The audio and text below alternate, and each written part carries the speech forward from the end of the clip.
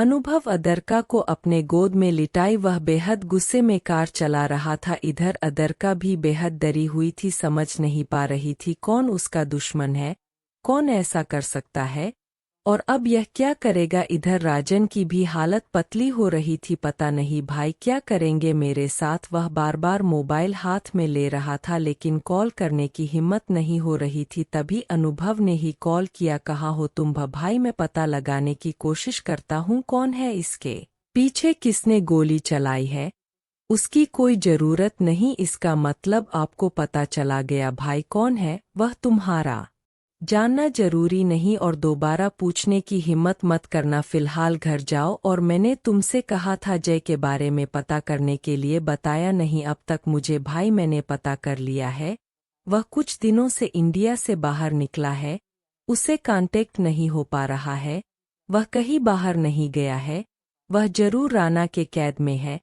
अनुभव ने मन ही मन कहा और फोन रख दिया। तभी अदरका ने घबराती हुए पूछा किसका फोन था। राजन का। क्या कहा उसने, पता चल गया किसने गोली चलाई थी। अनुभव गुस्से में तो था ही अदरका की बात सुनकर, और गुस्से में आ गया। उसने बेहद कसकर उसका जबड़ा पकड़ लिया। कहा ना मुंह बंद रखने के लिए तो मुंह बंद रखो अपना, जब तुम्हें मेरी बात नहीं सुननी तो मुझसे सवाल करने का भी कोई हक नहीं, तुम्हें बैठो चुपचाप। यह सुनकर अदरका ने भी उसका हाथ चटक दिया और झल्ला हुए कहा कैसे इंसान हो तुम, हाँ कैसे इंसान हो, अरे गोली लगते लगते बची है, आज जान भी जा सकती थी मेरी।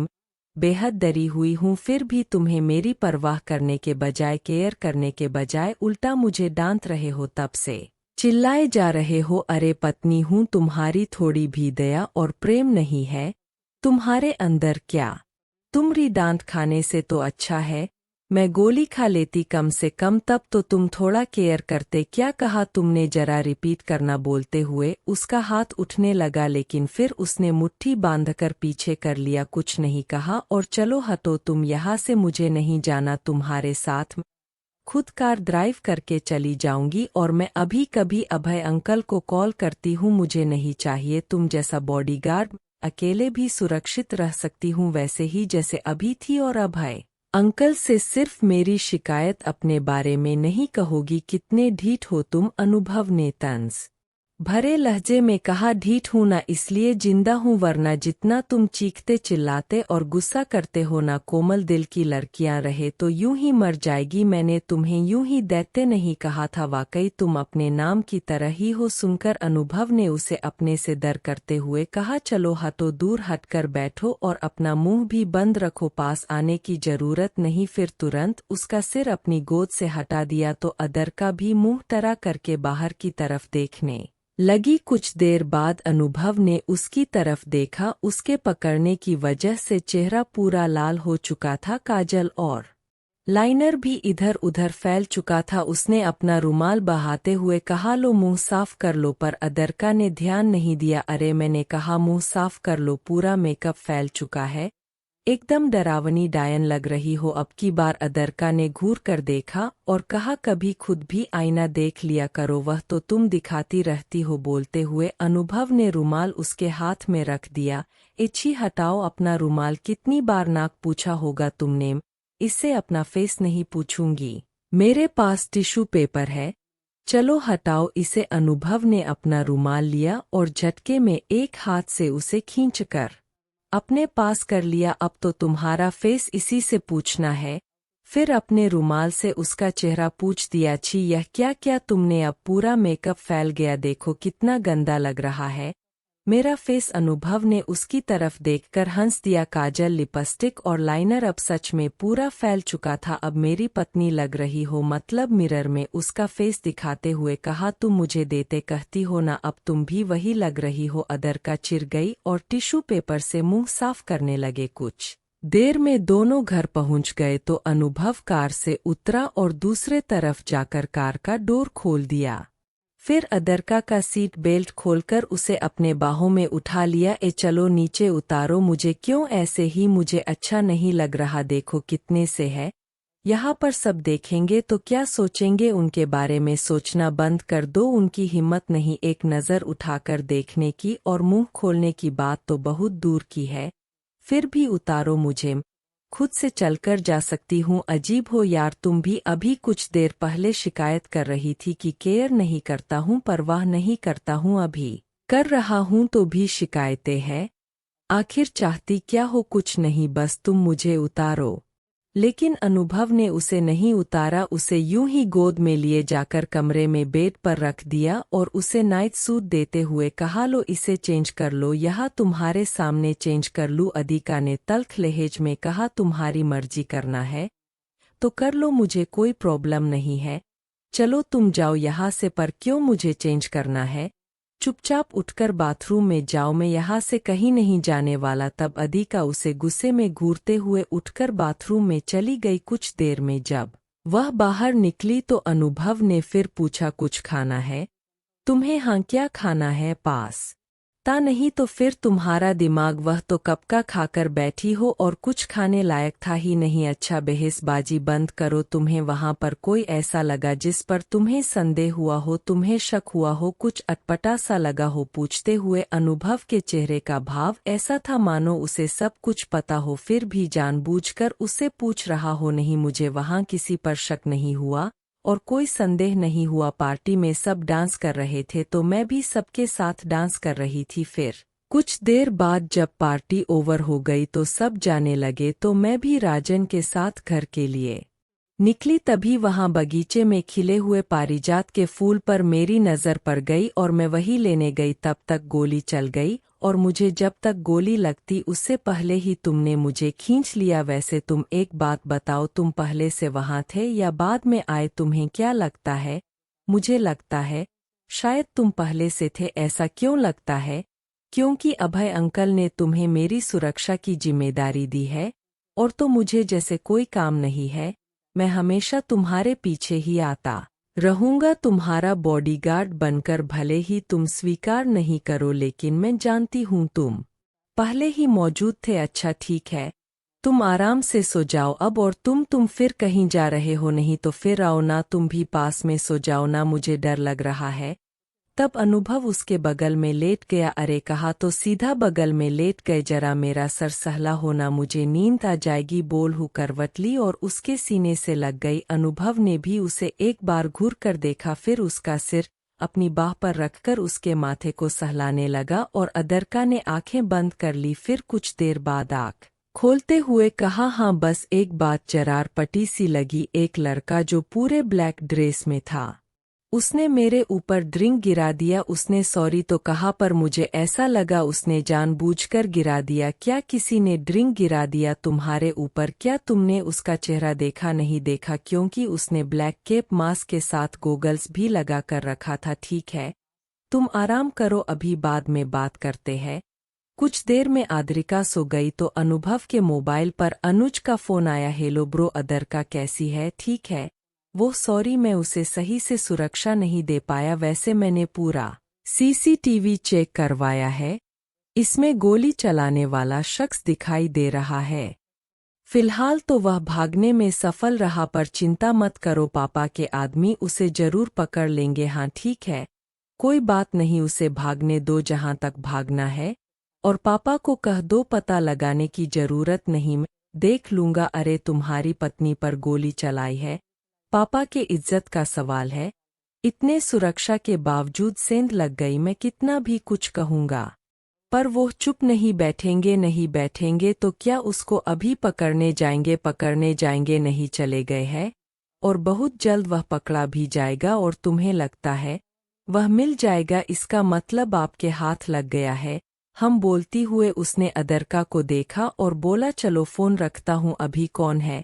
वह अभी देखा नहीं है और तुम्हारा जानना भी जरूरी नहीं है। ठीक है ब्रो, अदरका का ध्यान रखना, डर गई होगी बेचारी है भी तो बेहद मासूम भोली सी, बड़ी फिक्र हो रही है तुझे। हाँ तो क्यों नहीं होगा, ठीक है तुझे इतनी फिक्र हो रही है तो तू ही आजा, ध्यान रख ले।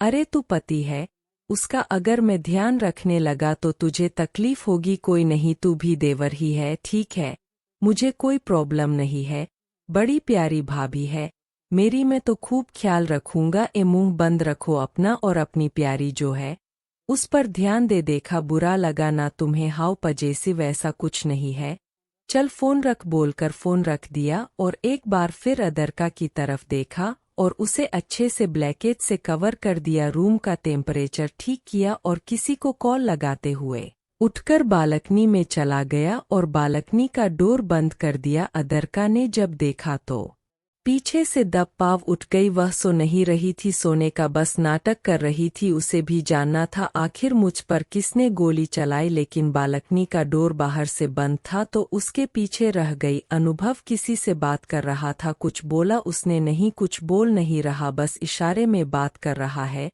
छोड़ देने की बात कर रहा है। आप कब आ रहे हैं? सर मैं नहीं आ रहा हूँ। लेकिन क्यों? अरे मुझे अपनी वाइफ का ख्याल रखना है। गोली लगते लगते बची है, बेहद डरी हुई है वह तो। ठीक है, मैं इसे टपका देता हूँ, तुम कुछ नहीं करोगे तो फिर क्या, जाने दो उसे। यह आप क्या बोल रहे हैं? सर दोबारा बोलने की जरूरत है, एक बार में सुनाई नहीं दिया। मैंने कहा जाने दो उसे। लेकिन सर आपको हो क्या गया है? इसने आपकी वाइफ यानी हमारी मैम पर गोली चलाने की कोशिश की है, उनकी जान लेने की कोशिश की है। आज अगर आप नहीं होते तो उनकी जान जा सकती थी, फिर भी आप उसे छोड़ देने के लिए बोल रहे हैं।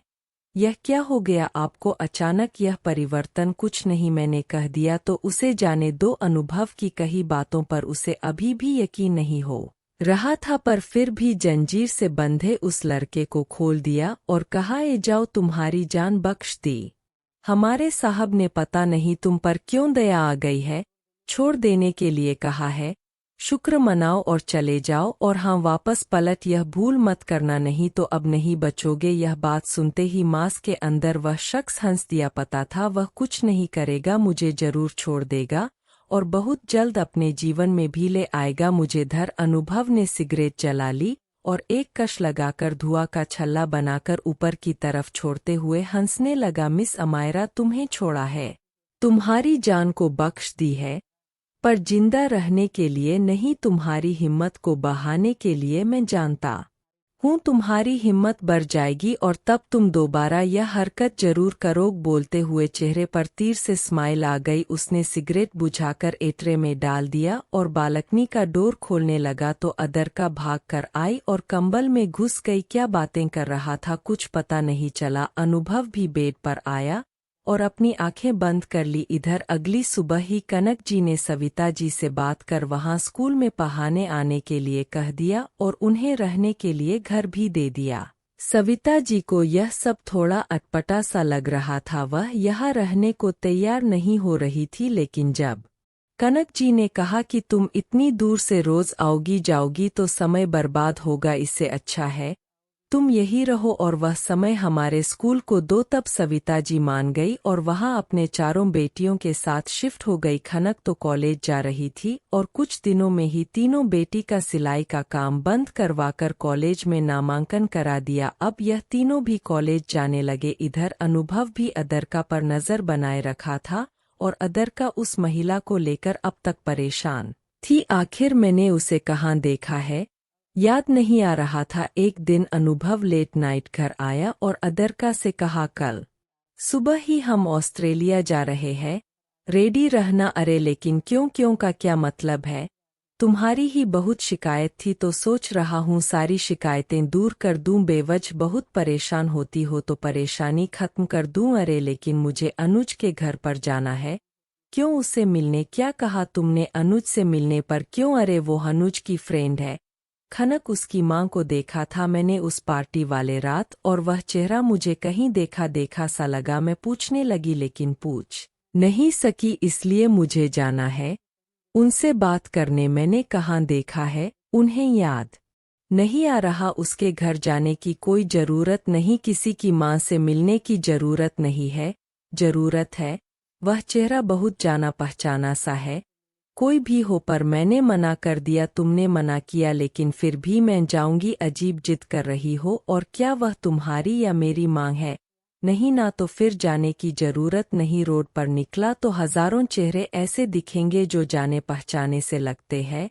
और मैंने कहा रेडी रहना, मतलब रेडी रहना, वरना तुम जैसी रहोगी वैसे ही घसीट कर ले जाऊंगा। दैची तुम कोशिश कर रही हो, तुम्हें खुद सामने से बता दूं ताकि तुम हारा भी काम आसान हो जाए, मन ही मन बोलते हुए वह निकल पड़ा। अदरक ने अपना सिर पीट लिया। इसने कहा है तो मतलब पैकिंग करके रखना पड़ेगा, वरना पता नहीं यह क्या करेगा। वह झटपट ट्रॉली बैग उतारी और पैकिंग शुरू कर दी। पैकिंग करते समय उसके दिमाग में अनुभव की कई बातें दिमाग में घूमने लगी। वह तुम्हारी या मेरी माँ नहीं है तो जानने की जरूरत नहीं। याद आते ही वह और ज्यादा चौंक गई और झटके में उठ खड़ी हुई। मुझे याद गया, वह महिला कौन है? फिर वह झट से अपने पास रखी वह अध जली तस्वीर निकालकर उसे गौर से देखने लगी और देखते ही वह सन न रह गई। कलेजा धक धक करने लगा। मतलब वह औरत अनुभव की माँ है, लेकिन अगर वह जीवित है तो फिर अपने बेटे के पास क्यों नहीं आई? और क्या यह अनुभव को पता है? शायद नहीं पता है। तो क्या करूं? उसे बताओ। हाँ, बताना चाहिए, मुझे अभी बताना चाहिए। वह तुरंत फन लगाने लगे। फिर अनुभव का उसे काका की बात याद आते ही अपने पैर पीछे कर लिए। नहीं, अभी नहीं बताऊंगी, पहले उससे पूछ लेती हूँ अपनी माँ के बारे में। वह क्या बताता है, उसका क्या रिएक्शन होता है? और वह एक बार फिर से जाकर फोटो मैच करने लगी तो वाकई यह अनुभव की माँ ही थी। इसका मतलब खनक उसकी बहन है, लेकिन काका ने तो कहा था वह अकेली गई थी। इसका मतलब उन्होंने दूसरी शादी तो नहीं कर ली? सोचकर उसका कलेजा धक धक करने लगा। अनुभव की माँ ने ऐसा क्यों किया? अपने बेटे को छोड़कर दूसरी शादी अगर की भी तो वापस अपने बेटे को क्यों नहीं ले गई अपने साथ? क्या वजह हो सकती है? क्या अभी भी उनका पति जीवित है? क्या करूं? अनुभव को बताओ या पहले सविता जी से मिलकर बात कर लूं? मन में अनेकों सवाल घूमने लगे। एक उथल पुथल सी होने लगी। नहीं, मुझे जल्दबाजी में नहीं, शांति से बात करनी होगी, आराम से काम लेना होगा। पहले अनुभव को पूछती हूँ। उसने तुरंत फोन निकाला और अनुभव को फोन लगा दिया। उसने भी तुरंत फोन रिसीव कर लिया। क्या हुआ? अब फिर तुम जाने से मना मत करना। नहीं, मुझे तुमसे कुछ पूछना है। हाँ तो पूछो। अगर तुम्हें पता चले कि तुम्हारी माँ जिंदा है तो तुम्हारा दिमाग ठिकाने है? चलो फोन रखो, मैं बजी हूँ अभी और मेरे पास तुम्हारे फालतू सवाल का जवाब नहीं है। नहीं, प्लीज बताओ ना, अगर पता चले तुम्हारी माँ जिंदा है, अचानक वह तुम्हारे सामने आए तो? अनुभव ने गुस्से में दांत खींच लिया। माँ का वह चेहरा सामने आ गया जब वह दुल्हन की तरह सज धज कर निकली थी कि तुम्हारे पापा को लेने जा रही हूँ और फिर कभी पलट कर वापस नहीं आई। अदर का फालतू सवाल मत पूछो, इसका जवाब नहीं दूंगा। अरे बताओ ना प्लीज, वरना मैं नहीं जाऊंगी। यह गदर भकी किसी और को देना जाओगी तो तुम जरूर, प्लीज बताओ ना। अगर वह जिंदा है तो जहाँ है वही रहे, अगर मेरे सामने आई तो मैं मार दूंगा। अनुभव ने बेहद गुस्से में जवाब दिया और फोन काट दिया। आखिर इस लड़की को क्या पता चला जो ऐसा पूछ रही है? इसका मतलब अनुभव को पता चल गया है कि उन्होंने दूसरी शादी कर ली है, इसलिए मन में इतनी नफरत भरी है। लेकिन सच में कैसी औरत है, अपने बेटे को छोड़कर दूसरी शादी कर ली और वापस आई नहीं? किसी भी बच्चे का मन में गुस्सा व नफरत भर जाएगा। मन ही मन बोलते हुए अदरका की भी रियां चढ़ गई। वह उस अजली तस्वीर को फेंकने लग। फिर मन में आया कि एक बार उनसे भी बात करके देखती हूँ, हो सकता है कोई मजबूरी हो, कोई वजह हो शादी करने का। बिना उनकी बात जाने हम उनके बारे में कोई राय नहीं बना सकते। हाँ, मुझे मिलना चाहिए, लेकिन कैसे? वह कहाँ रहती है मुझे तो पता भी नहीं। हाँ, याद आया, अनुज को जरूर पता होगा, उसी से पूछती हूँ बोलकर तुरंत अनुज को फोन लगाया। पहले इधर उधर की बातें कर खनक से मिलने की बात कही। अनुज ने तुरंत पूछ लिया, क्या, क्यों मिलना है खनक से? अरे मैं भी अकेली रहती हूँ पूरा दिन, मुझे भी कोई फ्रेंड मिल जाएगी तो अच्छा रहेगा। तो ठीक है, घर आ जाओ, मेरे घर के पास ही रहती है, मेरा मतलब यही शिफ्ट हो गई है। ठीक है, आ रही हूँ कुछ देर में। उसने झटपट चेंज किया, फिर अपने पास वह तस्वीर रख ली और निकल पड़ी। अब तक उसके दिमाग से यह बात निकल चुकी थी कि कल सुबह उसे ऑस्ट्रेलिया के लिए निकलना है। इधर अनुज ने खनक को कॉल किया कि तुमसे मिलने तुम्हारी एक नई सहेली आ रही है। तब खनक ने कहा वह कॉलेज से बाहर निकल चुकी है। अपने दोस्तों के साथ और आने में समय लग जाएगा। तब अनुज ने अदरका को फोन लगाया कि अभी मत आओ, पर वह सारी बातें सोच सोचकर परेशान थी कि फोन पर ध्यान नहीं गया और कार तेजी से चलाते हुए कुछ ही देर में खनक के घर पहुंच गई। संयोग व सविता जी कुछ ही देर पहले स्कूल से घर आई थी और घर में अकेली थी। डोर बेल बजाने पर जब उन्होंने दरवाज़ा खोला तो अदरका ने हाथ जोड़कर नमस्ते करते हुए कहा, आंटी आपने मुझे पहचाना? मैं खनक की दोस्त हूँ। उस पार्टी वाली रात हम एक दूसरे को देखे थे पर हमारी बातचीत नहीं हो पाई थी। हाँ बेटा, मुझे याद चलो अंदर आओ। वह अंदर आई तो सविता जी ने सोफा पर बैठने का इशारा किया और खुद रसोई में पानी लेने चली गई। तब तक अदरका पूरे घर में नजर दराने लगी। तभी सविता जी एक गिलास पानी लेकर आ गई और उसे देते हुए कहा, बेटा खनक तो बाहर गई है, तुम या तो थोड़ी देर इंतजार कर लो या नहीं तो बाद में आना जी। आंटी पर क्या? अदरका ने पानी का गिलास रखते हुए कहा, मुझे आपसे बात करनी है। क्या आपके कितने बच्चे हैं? यह कैसा सवाल है? नहीं आंटी, बस यूं ही पूछ रही हूँ। 4 बच्चे हैं। जब 4 बच्चे को पाल रही है तो फिर एक बच्चे को क्यों छोड़ दिया? किसे छोड़ दिया? मैंने अनुभव को नाम याद है या फिर वो भी भूल गई? सविता जी बहुत घबरा गई, वह नर्वस सी होने लगे। इधर अनुभव घर आया तो अदरका घर में नहीं थी। उसने आवाज लगाते हुए हर तरफ देखा पर वह कहीं नजर नहीं आई। उसकी घबराहट बढ़ने लगी। उसने अपने नौकर के साथ रामू काका को भी पूछा तो सबने मना कर दिया कि मेम साहब को नहीं देखा है। अनुभव बदहवास सा कार में बैठकर निकल पड़ा। दोस्तों, कहानी आगे जारी रहेगी प्लीज। तब अगर आपको वीडियो पसंद आए तो लाइक और सब्सक्राइब करना न भूलें। धन्यवाद।